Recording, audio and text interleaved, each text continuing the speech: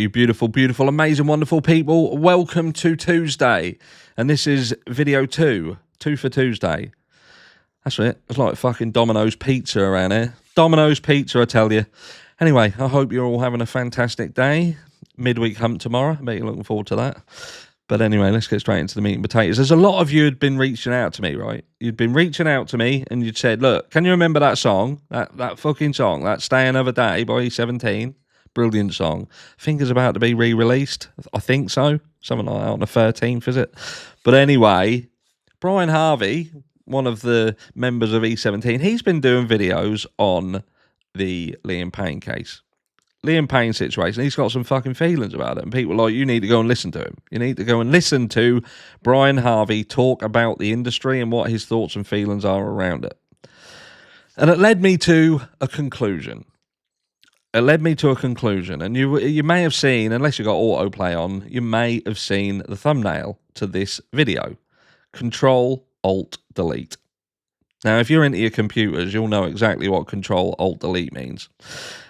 And I feel that that is the best way to summarize the machine. The machine that is the music industry, the showbiz industry, everything, government, every single thing. You know that boot that you feel on the back of your head that's holding you down all the time? That's the machine. And we've got Control, Alt, Delete. Control. The first stage is to control you. And like Liam Payne was at one point in the control realm where he was being controlled. He was a commodity. He was something that, despite his age, he was used. He was used to generate income. And that's what it was. And we see it all over the place. We see it everywhere. And I'm going to give you another example in a second.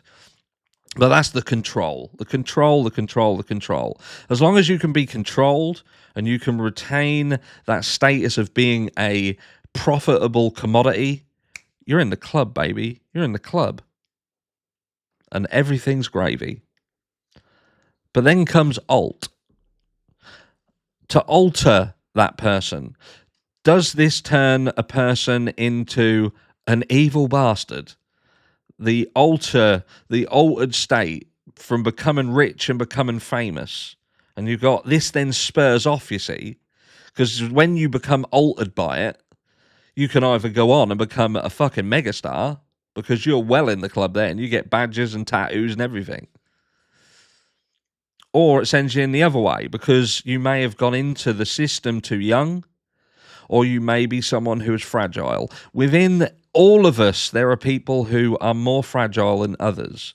Everyone's got a weak point. And if that weak point is exploited enough, then you have cause and effect, don't you? You have a situation where that person's going to crack, they're going to break, and we see it. We've seen the likes of Robin Williams. We've seen Chester Bennington and multiple people, Heath Ledger, all of these people who perhaps they were not as strong as they should have been. Or you can go off in another direction and think, what did they know? And were they made to appear to be a certain way because it made it easier for them to be deleted? Because that then brings you on to delete. Control, Alt, Delete. And how many people have been deleted over the last, say, 20 years? How many people? And we can go back further than that, but the fucking list would be catastrophic. But there are so many people getting deleted. And the funny thing is all these deletions are very, very fucking bizarre. They're very, very, very bizarre. They very, very quickly blame mental health. Very, very quickly blame mental health. Because it's very easy. Because they know, and I think this is why society doesn't want us to deal with this and tackle it as well as it should be. Because it's almost like it is such an easy way to blame certain things. When something happens that perhaps the machine wants to happen, you can just say mental health. 50% of people won't want to fucking touch it because they didn't, and the other don't understand it, so they fall very quickly in line. But then there's the few that do question it. Case in point, right? Lady Diana. Lady Diana dies in a fucking weird way. Later on, what we've literally just seen with the fucking Mohammed Al Fayed situation, look at that fucking debacle now. So he's dead, and it now turns out that he's been fucking doing what he's been doing for fucking years. Even the Met have been called out on this. That the Met police knew about it, they had people going to them, and they were covering it up. They were downplaying it and making the people who were going and reporting what he was doing, they were basically trying to talk them out of having this conversation. And the reason why I bring this now is because I've cancelled a few lives because we've been having some stuff going on in the family. Some of you will know because I have spoken about it previously. I've got law enforcement within my family. I've got law enforcement within my family who I know, and we will not speak to them. We have disowned them because they have been involved in domestic abuse of their partner, and law enforcement covered the fucker up and let them do it, let them get away with it, to the point where his wife lost her home, nearly lost her child, and the police facilitated it. And that's me. I can see it. I'm in it. I'm living it. And like Brian Harvey was talking about, he was saying there's so many people who have an opinion. They have this ability to turn around and say, that's not right. That's not true. You're talking shit. You're talking conspiracy. But these people have never walked in those shoes. And then you've got the flip side of the coin where people will say, oh, you don't trust law enforcement because you've had an issue with law enforcement. Well, that doesn't make no fucking sense either, does it? What do people want?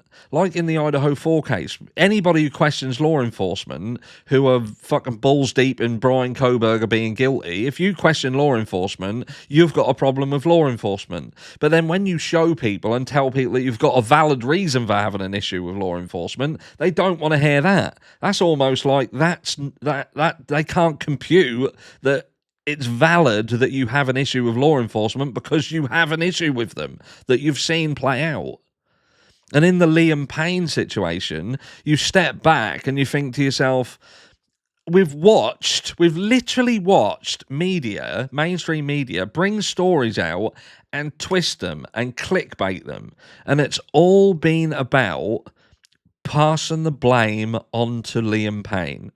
It's all about him and the direction that he was heading in. And when you really listen to it and you really dig into it, he was heading in a good direction.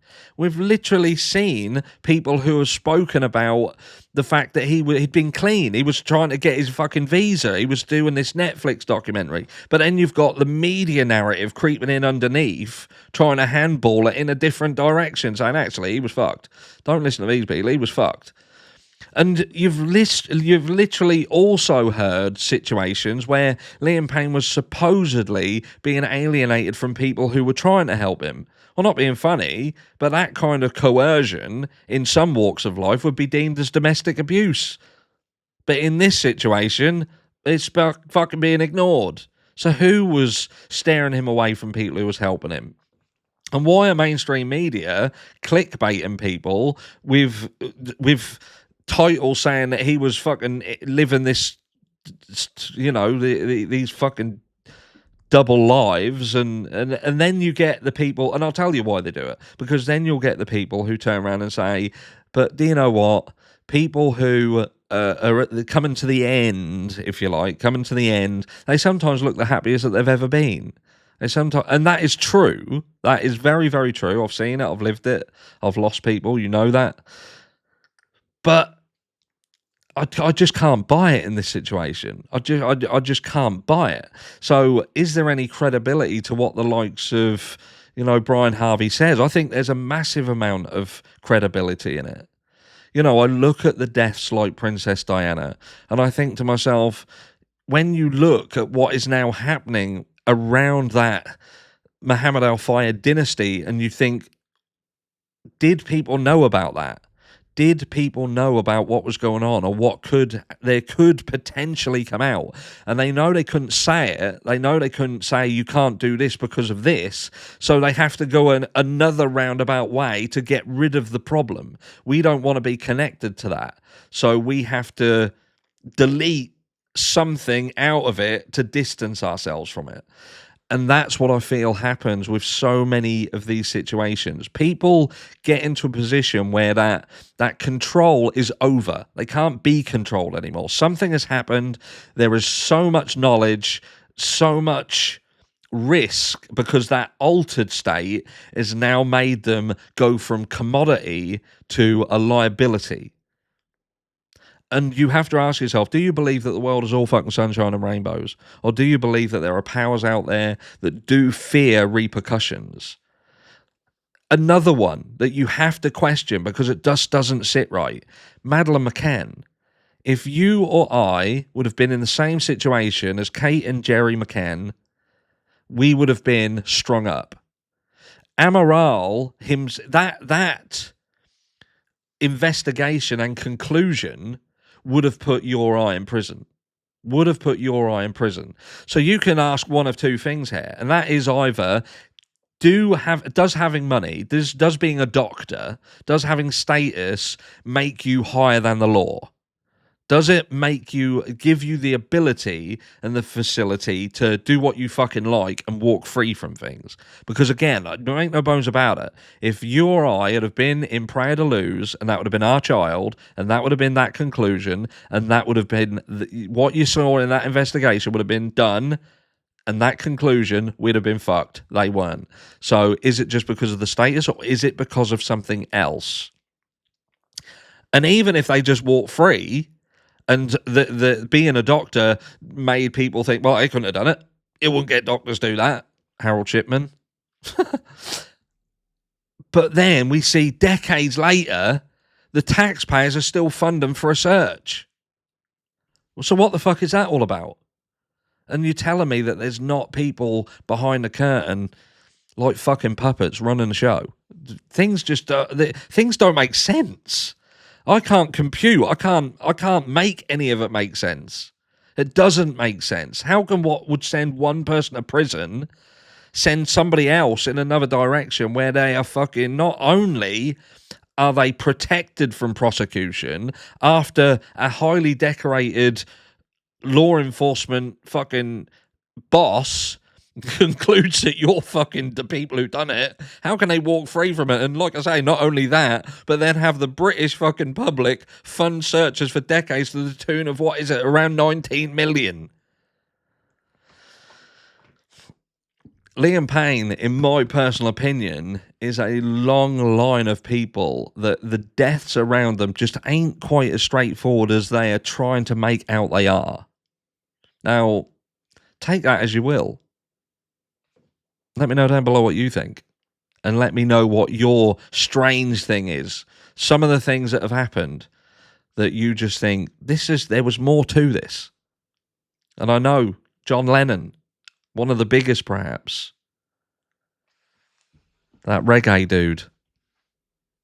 What's his name? No woman, no cry. Bob Marley. Him and all. I'll catch you all tomorrow.